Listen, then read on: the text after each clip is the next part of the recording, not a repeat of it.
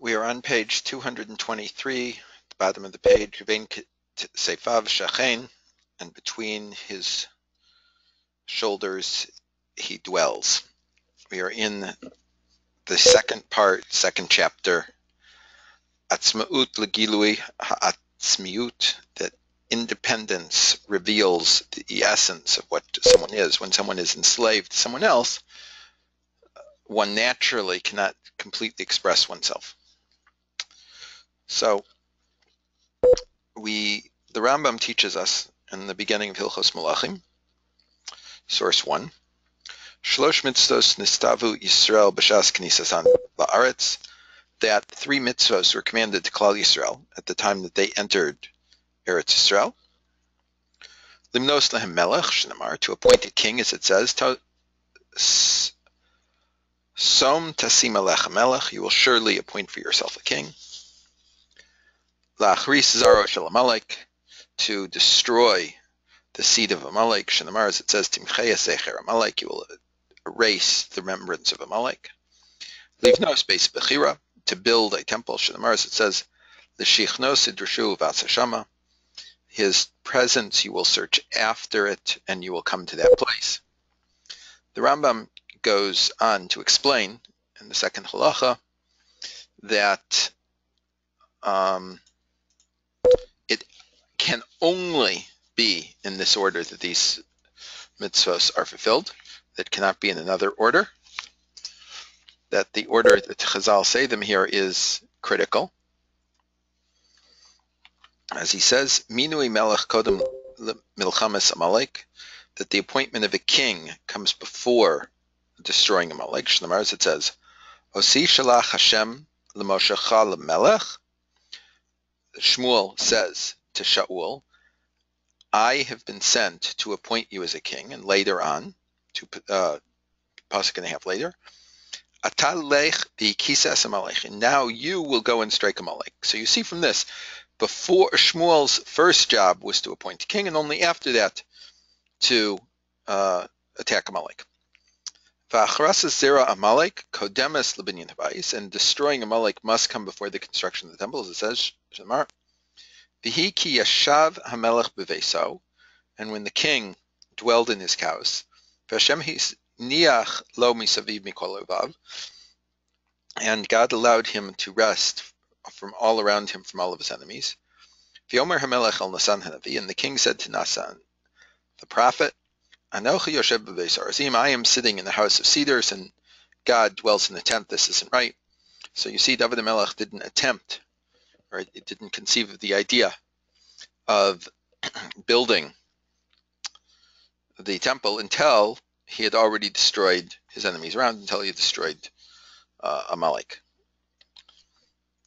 So we've seen that the Jewish kingdom comes, a unified Jewish kingdom comes before building the temple. And it's clear that the purpose of this is to reveal the sanctity of Israel.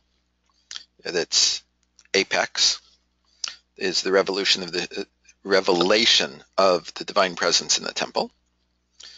But this sanctity, this kedusha, can only be revealed completely on a basis, on the foundation of the independence of Israel and her being at peace, right? It says, as it says in the pasuk, "V'Hashem hiniach lo misaviv." God allowed David HaMelech to have peace from all around him.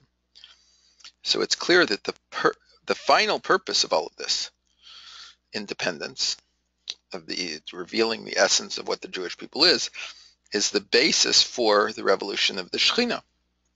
And the first base is the state of Israel. And then you can get to the further stages, destroying the enemies, having peace, and then to the building of the temple. And at that point, when these things have been established, then God says in Vayikra Vav Pasuk Gimel that I will make you walk upright. So the first floor, so to speak, is the physical floor of the state, the second floor is the first spiritual status of defeating our enemies and having peace around us. And that will give us to the highest level. Rav Kook Zitzal wrote in Orot Yisrael, Periktas, paragraph Hey, source 2. Just like a Kadosh Baruch Hu is healthy and strong in his body, titgaber v'titchazek kedusha ba'olam, and that causes sanctity to be strengthened and powerful in the world. Shekiyalde Yisrael yu chazakim, bri'im umutzakim. So when Jewish children are strong and healthy, ye avir ha'olam kadosh v'tahor. This leads to the air in the world to be holy and pure. Kol tochen gashmi shel tzadikim ma'alei et ha'olam kulo beruchniyotao. And the physical things that tzaddikim have cause the world to be filled with spirituality. Vein tzaddik ba'olam sheyagia lekarsulaha shel knesset Yisrael kula. There is no tzaddik in the world that can come to the ankle joint of the entire congregation of Israel. Move on, Bizay.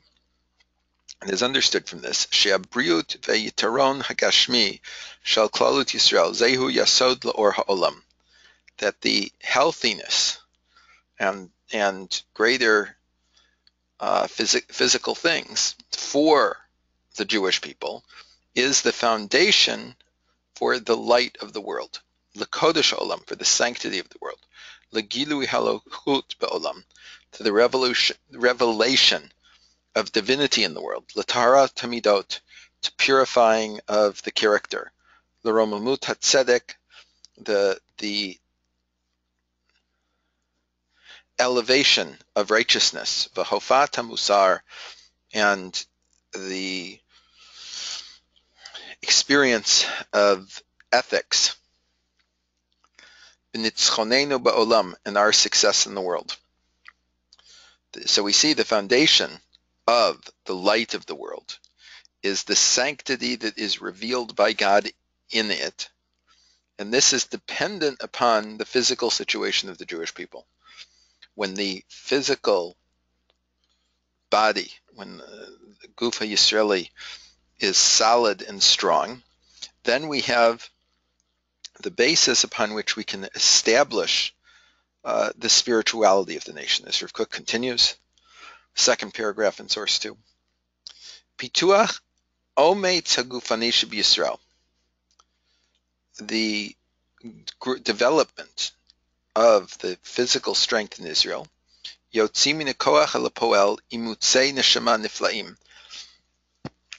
This will cause the growth, the bringing out from the potential to the actual of the powerful spiritual forces within the Jewish people. Vorah ha'elyon shel Torah, and the upper light of Torah, yimatzei et habasis ha'eitan harui lo, it will find the strong physical base that it needs. V'yakumu lanu me'orei ha'olam, and it will be established for us to enlighten the world. Anshe ruach, Elohim, spiritual divine people, kibirei koach, people of great power and potential. Sarim im Elokim v'im anashim v'yacholim lehem. They're able to struggle with God and bad and overcome them. Now, we know that the Beis Hamikdash was established in the portion of the tribe of Binyamin, as it says, the title of our section of Ein Kasevav Shachein, that he dwells between his shoulders, as part of the bracha given to Binyamin. So Chazal explain this in the Yalkut Shimoni, source 3. Mipnei ma zacha binyanim shetisha shechina bechalko.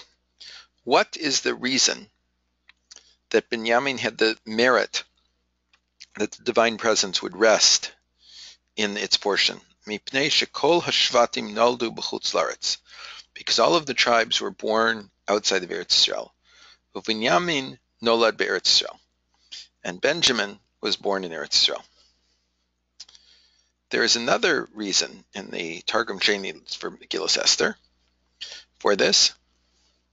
Uvishtachavos Yaakov lifnei Esav, when Yaakov bowed, prostrated before Esav, Binyamin lo haya nolad, Benjamin wasn't born yet. Miyamav lo hishtachave lifnei ish, he never bowed to anyone. Alzot tzur olamim shamar oto b'mai imo ad asher yalu b'nav l'Eretz Yisrael. So God kept this fetus in its mother's womb until his children, meaning Yaakov and his sons, went up to Eretz Yisrael. If Yivnei Beis Hamikdash, and then they would build the temple bechelko, in the portion of Binyamin, v'yishkon shchinaso bigvulo, and he would allow his presence to rest in his border. V'kol Beis Yisrael yisbechu sham, and the entire Jewish people would rejoice there. As we've mentioned, when Yaakov meets Esav, when he returns from the house of Lavan after having been there for 20 years, having married Yaakov and Leah, Bilhah and Zilpah, having had 11 children, 11 boys, 11 girls. Avru kol b'nei Yaakov v'yishtachavu lifnei Esav. All of the children of Yaakov came and they prostrated to Esav. Uba oso Ace, and at that exact time, Benjamin wasn't born yet. So therefore he never bowed to Esav. And this is the reason why his portion merited to have the temple built in it. The temple is the place where we have the expression of the apex of the sanctity of Israel, the complete independence of Israel.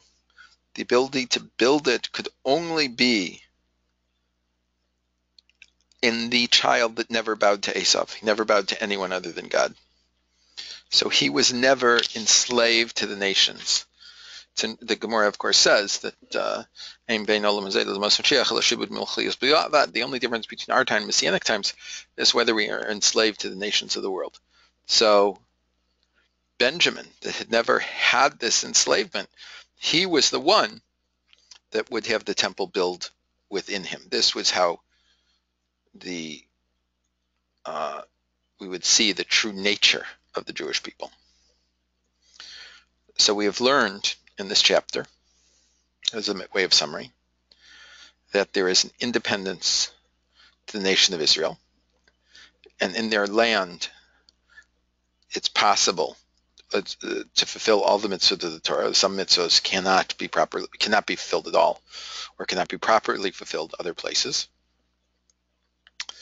And there is an even greater point to this independence in the land, is that serves as the revelation of the essence of what Israel is, and for the revelation of God and spiritual development.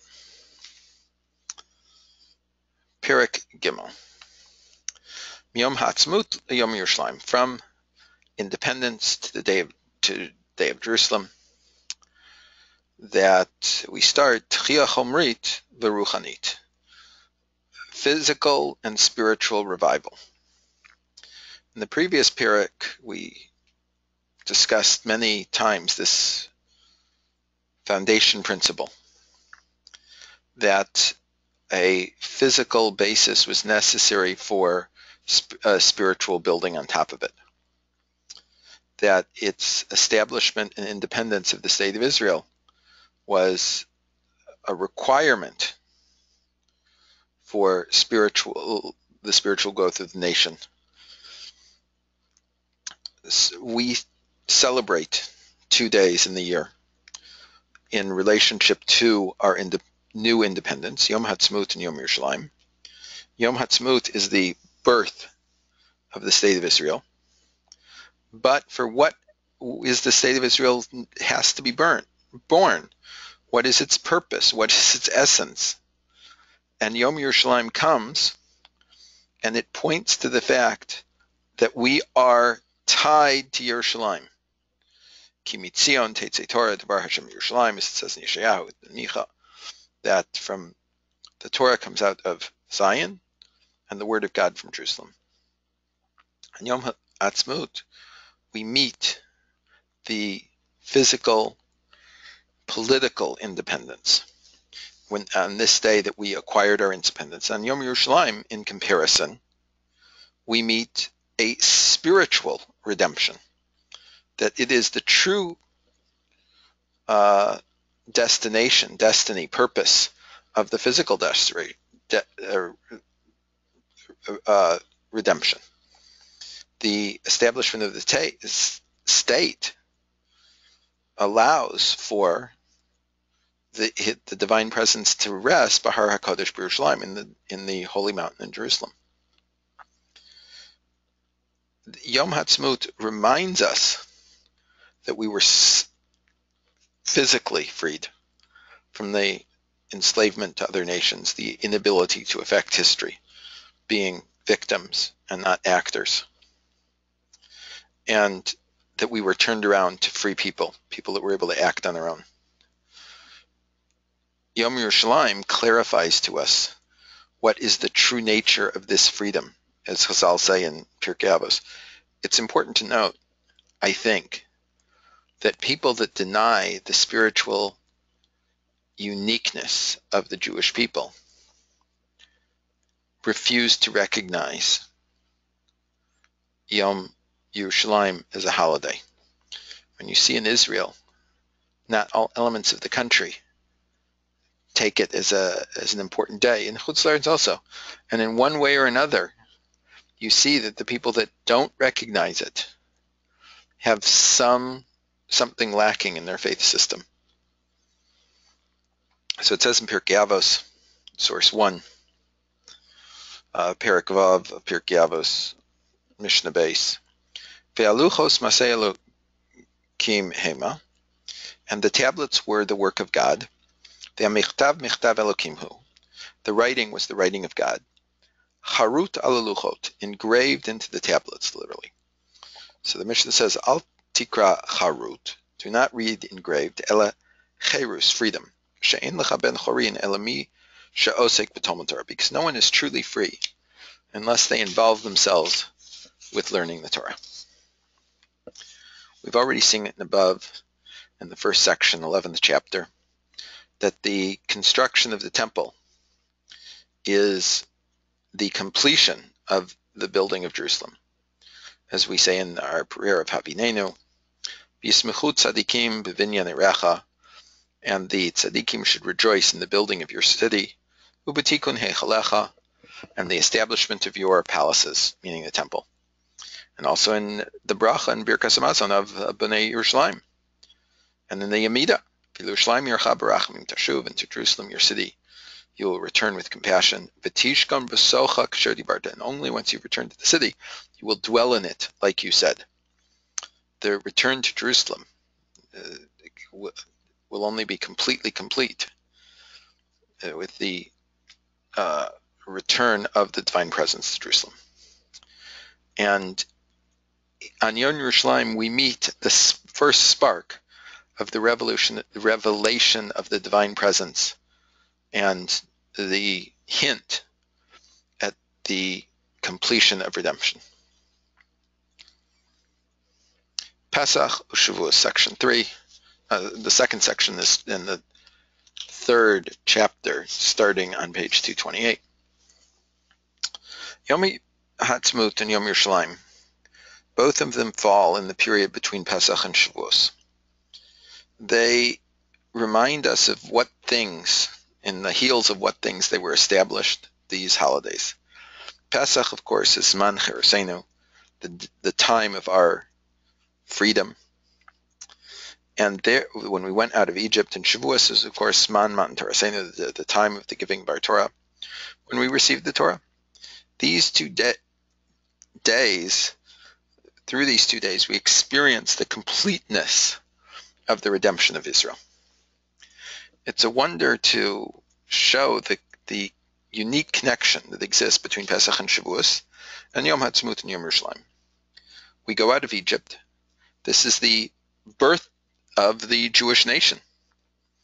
And when HaKadosh Baruch Hu installed in us our essence and our core, and so too, Yom Ha'atzmaut is the day when the state of Israel was born, when Israel again received its independence. Matan Torah is the experience of the purpose of going out of Egypt, the purpose of the entire Jewish people, which is the revelation of God in the world, and the great light of the Torah of God, the great enlightenment that the Torah of God can cause, not the enlightenment of a few hundred years ago, the enlightenment of the Torah. And in this way, Yom Yerushalayim is comparable to Shavuos. Yom Yerushalayim expresses the purpose of the state of Israel and why we need Jewish independence. Matan Torah is, of course, the purpose of going out of Egypt. But going out of Egypt is in and of itself is the basis for Matan Torah. In Egypt, the Torah could not have been given. In order to receive the Torah, first Israel had to leave Egypt. This period of time between Pesach and Shavuos that is accompanied with the mitzvah Siras HaOmer that connects these 2 days, the spiritual basis and the physical basis and the spiritual goals. In the Sefer HaChinuch, it explains the root of the mitzvah Siras HaOmer, and this is what it says. Source 1. Misharshe HaMitzvah al tzad ha'pshat. The root of this mitzvah, according to the simplest understanding, Lefi shekol ikran shel Yisrael einu ela Torah, because the entire purpose, essence of Israel is only for the Torah. Mipnei haTorah nivrau shemaim va'aretz v'Yisrael.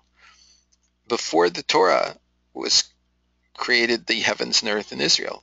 It says, Im lo brisi yomam v'layla chulko shemaim va'aretz lo samti. If it would not be for my covenant day and night, meaning the learning of the Torah, I would not allow the heaven and the earth to exist. Pasuk in Yirmiyahu, Lamed Gimel Kaf Hey. Vehi ha'ikar v'hasibash niglu v'yatsu miMitzrayim. And this is the reason and the cause for us going out of Egypt, Kadei sheyakablu Torah b'Sinai v'yikamuha, so that we would be able to receive the Torah and fulfill it. The Ibn Ezra explains the words of Moshe, V'zei lecha ha'os ki anochi shalachticha, and this is the sign that I have sent you, Botziacha es am miMitzrayim, when you take the people out of Egypt, Tavdun es Elokim ala harazeh, you will worship God on this mountain. V'tam v'zei lecha ha'os, and this will be the sign, Lama shalachticha lahotziat ha'am, why I sent you to take the nation out, Shetavduoti ala harazeh, so that you should worship me, God saying, on this mountain. And that's what it says. Hamotzi eschem mi'aretz Mitzrayim, who took you out of the land of Egypt, lios lechem lelokim, so to be your God. That's a pasuk in Vayikra, Kaf Beis Lamed Gimel. So why is it that the essence of Israel and the purpose for which they were redeemed and what came up to Eretz Yisrael, they were commanded on the following day after Pesach concerning the giving of the Torah? They could have been that way, and we had great delight in this honor that was given to us, like a slave that is in the shade and he's always counting, when is he going to be able to go free? He's worried, and suddenly he counts out, he looks out and sees what he desires. When is he going to be able to achieve it? So too a person counts from the time that he starts anticipating a great thing, that he is looking forward to something special happen. Kids count down to Hanukkah, their birthdays, and so on. so too we count the time until we're going to receive the Torah. But according to this understanding, we should count the other way. We should count their 49 days to Shavuos, 39, 48, 47, etc. This is the way someone normally does it. They count down to something. They don't count up to something. So how do we look at it? This Sfiras HaOmer, we're counting from Yom Echad, Shnei Yamim LaOmer, and so on. Why aren't we saying it's 49 days, 48 days? But in our case, it's different. Because it's not only the goal of our count is important, not only the future of what's going to happen at Har Sinai is important to us, but also what past is important. There is a importance to both points, both going out of Egypt and receiving the Torah. And this is because only after going out of Egypt is it possible to begin to advance toward Matan Torah. And that Matan Torah is the goal of coming out of Egypt. That everything flows from the base. You can't build anything if you don't have a strong base for it. And we see in Shir Hashirim Rabbah that we make a connection between Shavuos and Shmini Atzeres. Amar Rabbi Yoshua ben Levi. This is source 2. Rabbi Yoshua ben Levi said, Ruya Haisa Atzeres Shel Chag. It was fitting that Shmini Atzeres, the last day of Sukkot, or what we think of as last day, it's really an independent holiday. Shitei Rechoka 50 Yom Keneged Hatzeres Shel Pesach. It really should have been separated by 50 days, just like Shavuos is from Pesach. We have two festivals that are called Atzeres, two holy days called Atzeres. One is of Sukkot that we call Shmini Atzeres or Simchas Torah. And there's also the Atzeres of Pesach, which we call Chag Shavuos. The fest, Shmini Atzeres, is of course resting upon, immediately following Sukkot, whereas the Atzeres of Pesach, Shavuos, is 50 days following. If so, the mitzvah Sfiras HaOmer creates the connection between these 2 days, because both of them are important. So we have to understand at all times. Part of the avoda of Sfiras HaOmer is to work on the connection between physical things and using them for a spiritual goal. We've already had many times talked about a talented person whose hand is handcuffed. What can he do with his talents? Only when he's freed from this can he express them.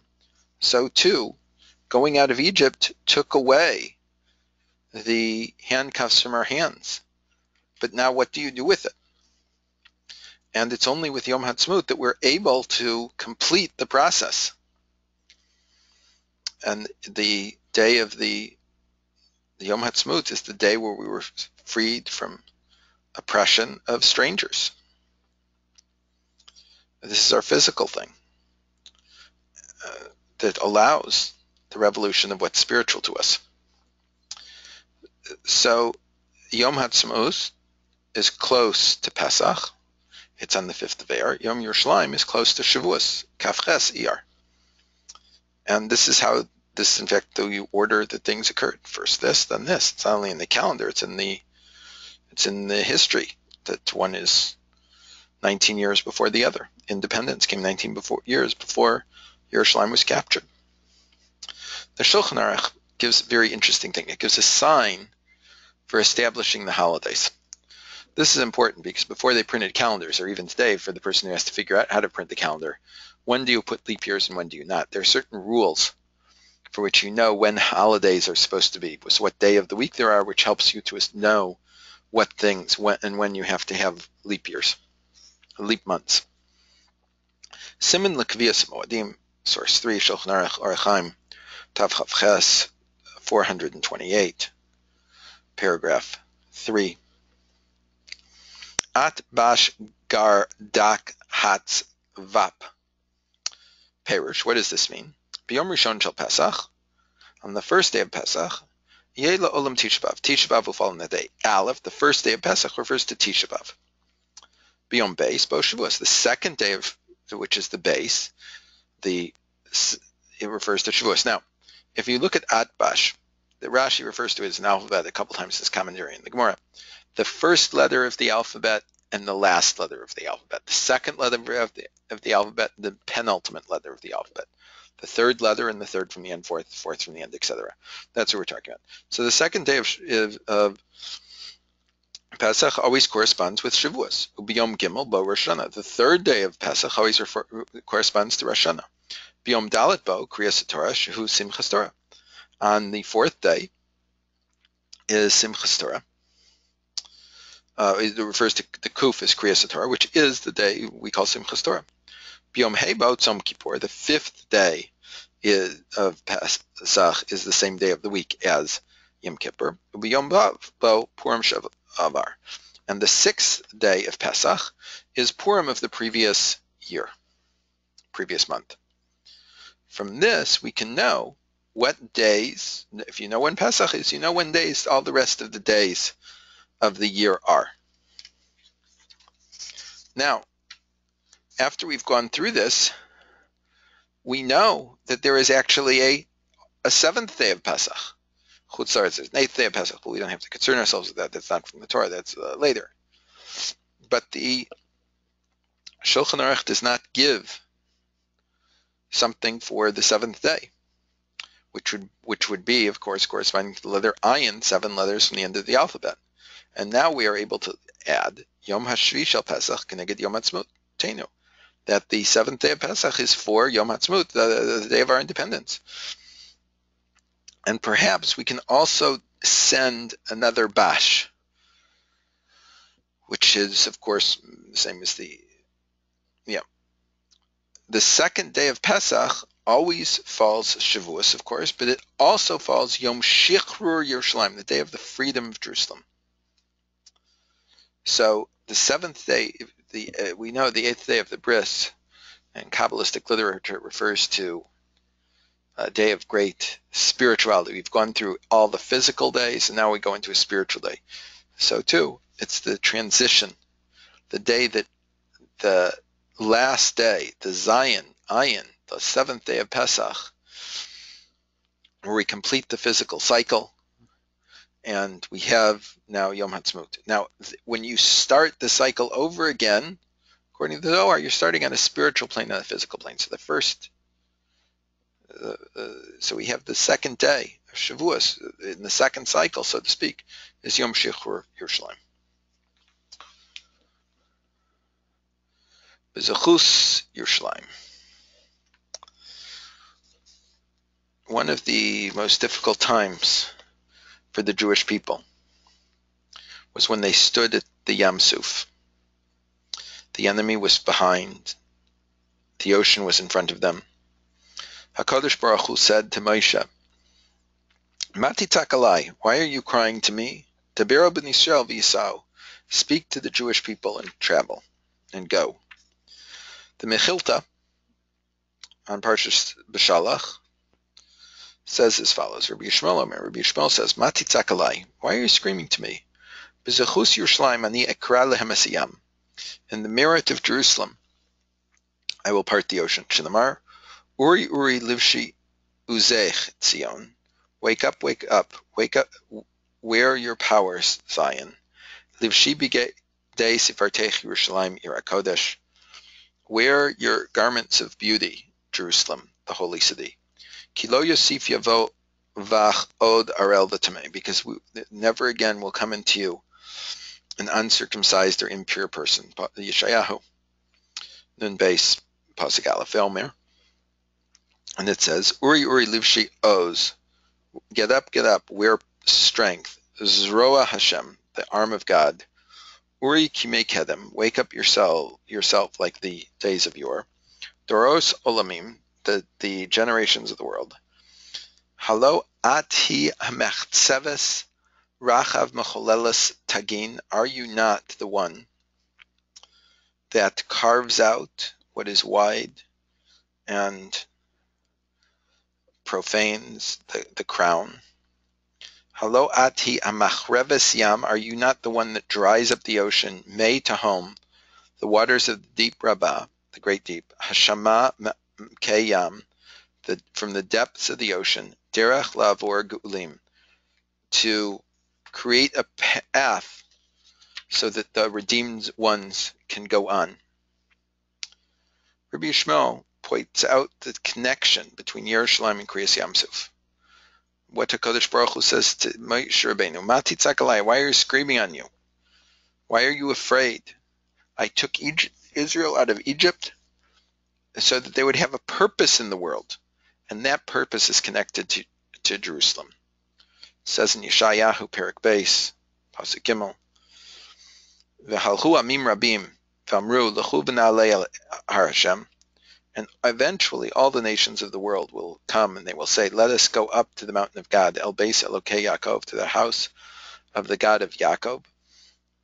V'yareinu midrachav, and we will learn from her pathways, v'nelcha b'orchosav, we will learn from her road, and what we will go in her pathways. Ki mitzion teitzei Torah devar Hashem Yerushalayim, because from Zion it comes out the Torah and the word of God from Yerushalayim.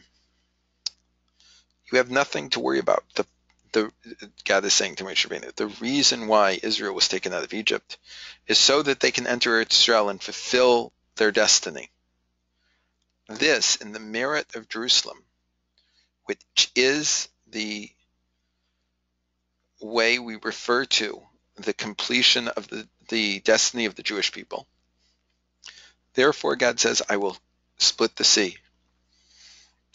I will crush, I will destroy everything that can disrupt fulfilling this destiny. These things touch us. Rabbi Yishmael is saying the basis of his words is from Yeshayahu. The Navi talks about the future. When he turns to Jerusalem, he says, Uri, Uri, wake up, Livshi Oz, Zroa Hashem. Wear strength, the arm of God. Uri Kime Kedem Doros Olamim, wake up like the days of the past. Hit Uri Yerushalayim, wake up Jerusalem. Continue to act in the future like you did in the past. In the merit of Jerusalem, HaKadosh Baruch Hu has kept us alive for 2,000 years of exile. In the merit of Jerusalem, God has parted the waters for us. The storms, the difficulties, both metaphorical and actual, and the Jerusalem, the merit of Yerushalayim. HaKadosh Baruch Hu has returned us to Eretz Yisrael. In the merit of Jerusalem, we've overcome our enemies in all of Israel's wars. And God has returned us to the land of Israel and at its head Jerusalem. All of this so that we could eventually fulfill our final destiny, which is sanctifying God's name in the world, and that can only come out of Zion and Yerushalayim. There is no doubt that the merit of Yerushalayim continues to advance toward our redemption, final complete redemption. And that Yerushalayim is the light of the world. It lights go to the end of the world because, of course, Ki mitzion teitzei Torah u'dvar Hashem Yerushalayim. Remember the words of Rabbi Yehuda Halevi in the Kuzari, Hey Chav Zayin, Ki Yerushalayim amnam tivnei. Jerusalem will surely be rebuilt. Kashiyichsefu b'nei Yisrael la tachlisa kosef. When Israel desires it with the ultimate desire, Ad yachonenu aveneha ve'ofra, until they are finding favor in the mud, in the dirt, in the stones. We are required to continue building Jerusalem until it's completed. Jerusalem below is attached to the Jerusalem on high. Jerusalem below suckles from Jerusalem on high. It is enlightened by Jerusalem on high. The completion of the construction of Jerusalem is the completion of the rebuilding of the land of Israel. As the Zohar says in Parshas Chaisara, Kol Aretz Yisrael is kapel tachuta. All of Israel is folded up under Jerusalem. We call for the building of the land of Israel completely, both physically and spiritually. And in this way, we will be able to advance the process of redemption in order that we advance the process of redemption so that we can fulfill the destiny, the great exalted destiny that has been put upon us. That is the end of the third parak of the second section.